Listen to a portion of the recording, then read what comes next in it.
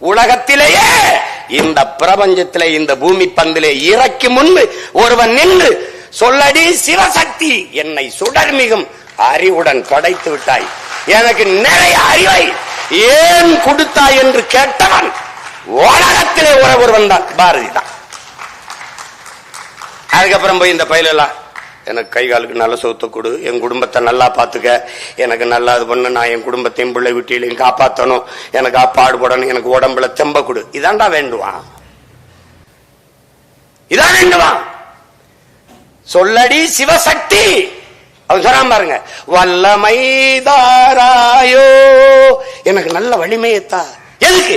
இந்த மாநிலம் பயனுற வாழ்வதற்கே, பிறருக்காக உழைக்க என் உடலிலே வாழ்வை கொடு என்று கேட்டவன் பாரதி. அதனால அவன் நம்ம பாட்டேன்.